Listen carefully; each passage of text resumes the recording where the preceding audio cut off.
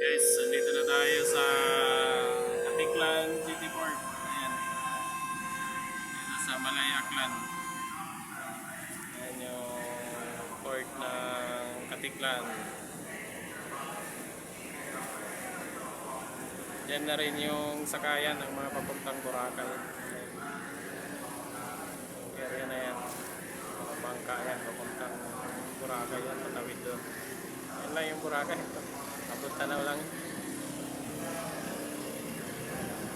Yung Paskat, papuntang ano yan.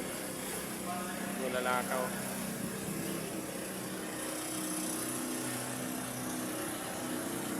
Pabalik na naman tayo dito sa Katiklan after 4 years.